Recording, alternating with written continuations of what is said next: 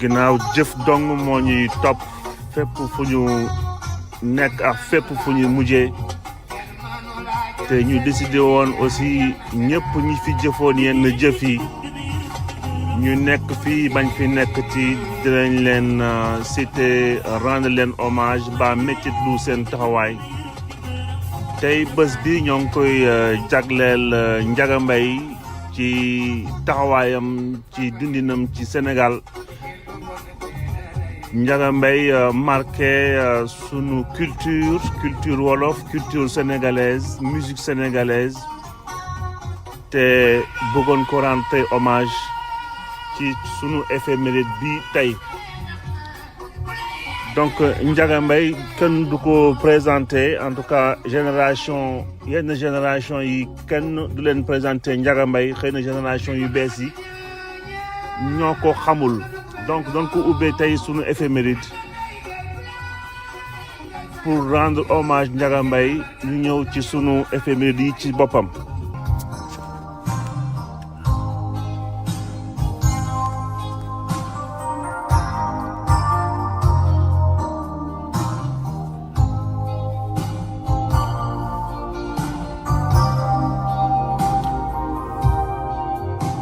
mbokk yeeg xarit yi maa ngi leen di nuyu tey 13 février fas yéene indi leen quelques points d'éphéméride ay fàttaliku démb ñëwal encore sunu askan bi tey di ci célébrer ay nit di ci def yenn précision ak njàngat yi nga xam ni ñoo ngi ko jëlee ci ay points de l'histoire. Donc ñeenti point éphéméride bi donc bi ci jiitu du 13 février 1962,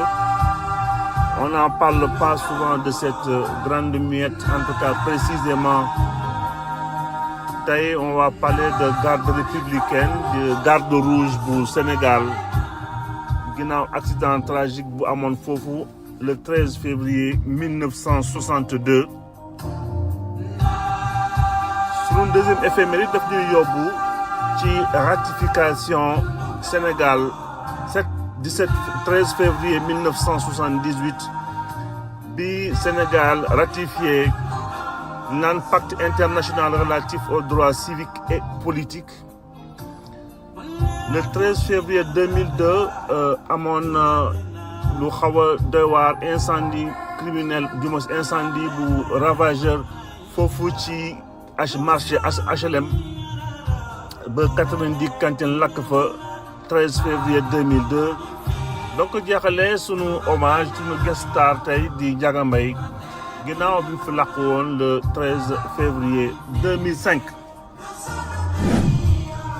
Sans plus tarder ñëw rapidement ci sunu éphéméride yi tey donc commencé ko événement bu tragique bien sûr foofu ci Sinthiou Malem. Visite bi nga xam ni président Senghor doon la ko def foofu ci Sénégal oriental bilan bi nga xam ne garde républicaine yi ñàkkoon nañ ci 6 éléments sur les 8 yi nga xam ni génnoon nañu àdduna ak une vingtaine de blessés.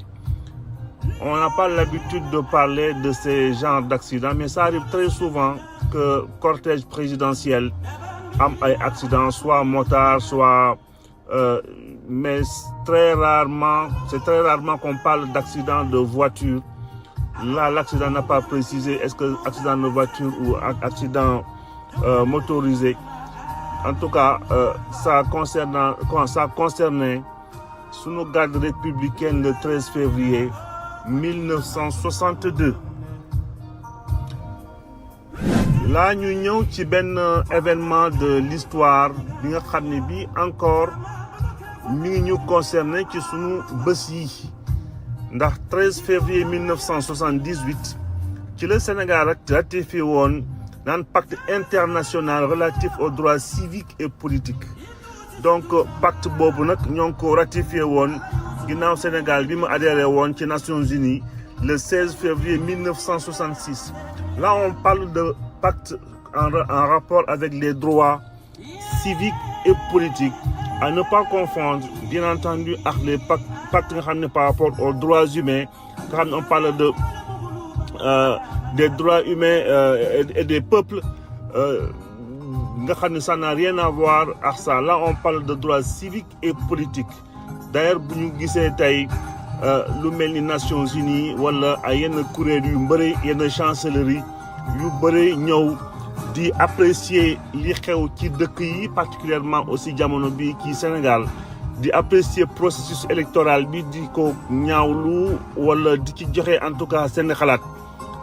li tax loolu c'est parce que Sénégal ci boppam moo njëkkoon ratifié fii pacte bi nga xam ni dañu war a respecter les droits civiques des citoyens dans le monde. Donc je pense que loolu aussi à l'époque c'était à l'air du temps bien entendu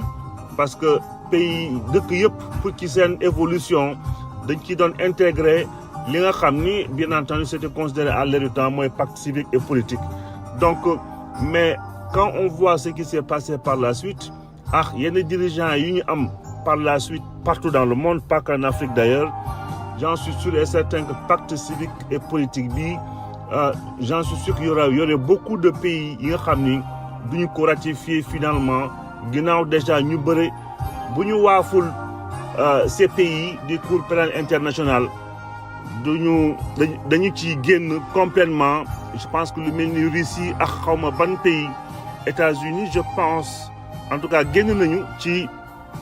États-Unis génn nañu ci CPI pour la bonne et simple raison comme le disait Mélenchon États-Unis bu nekkoon CPI la moitié de leurs généraux seraient traduits en prison. Droits humains temps yooyu c'était vraiment à la mode moo tax yu bëri ñu am avancé yi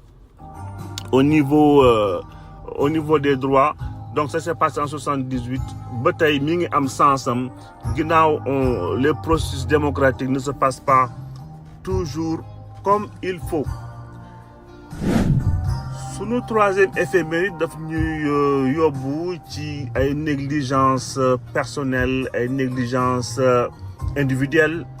administrative individuelle citoyenne ginnaaw tey 13 février 2002 90 cantines ñoo lakkoon foofu ci marché HLM emporté foofu comme on dit toujours des millions de francs CFA ci ñi nga xam ne souvent ay commerçants nga xam ni commerçants wala ay artisans comme tailleur nga xam ne bëri wu ñu doole. loolu yëpp on a souvent tendance à indexer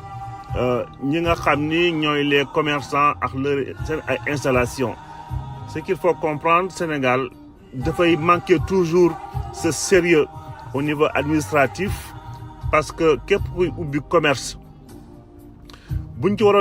ci defoon liñ ci war a def yëpp ak en termes de réglementation en termes de déclaration en termes de recensement ak déclarer seen ay activités comme il faut yu ci bëre ak déclaration d'ouverture ak non seulement déclaration d'ouverture mais aussi déclaration de toujours ay contrôle comme on dit établissement recevant du public ak établissement yi nga xam ne bu en tout cas bu normes yi bu ñu doon respecter normes yi di contrôle normes yi comme il le faut yu accident yu bëri daawul mën a am wante on a tous compris que priorité pouvoir public ci genre sujet yi c'est pas forcément la sécurité des biens et des personnes mais juste d'une part comment faire pour récupérer les quelques maigres impôts taxes yi nga xam ne ñooy dundal municipalité yi mais aussi comment on peut faire pour ne pas frustrer une certaine clientèle politique nga xam ni dañoo xaw a réfractaire aussi sur tout ce qui est réglementation. Donc de la responsabilité aussi des pouvoirs publics ci sujet bi on entend de moins en moins quand même ces genres de catastrophes lu mel ni incendie marché HLM. Donc ñëw ci sunu éphéméride du Ndiaga Mbaye balaa ñuy jeexal sunu waxtaan tey. Donc Ndiaga Mbaye tey la ñuy doon rendre hommage ndax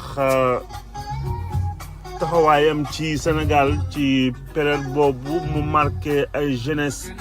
ci population seen bopp seen ay fan club wante génération d'artistes yi ñëw ginnaawam nekk na koo xam ne kii yu sunu ginnaaw nijaay bi mu ko jàppee woon na ko aussi référence.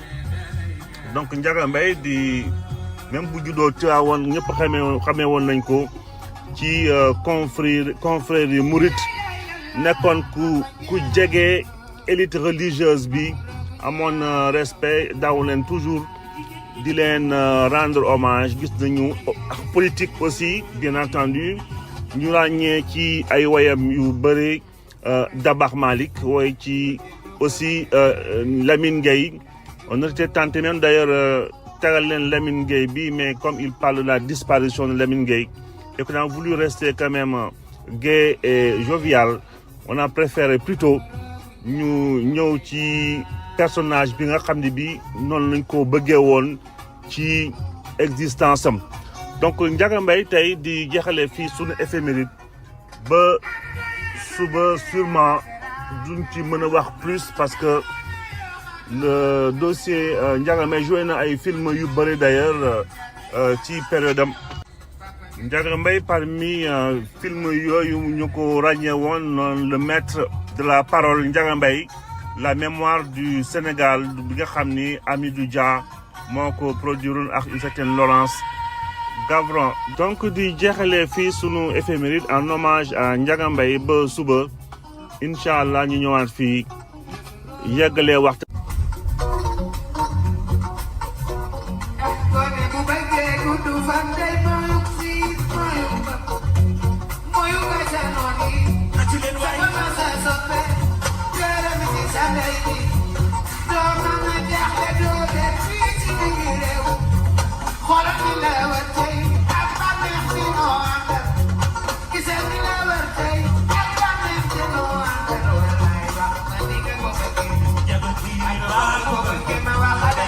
Give me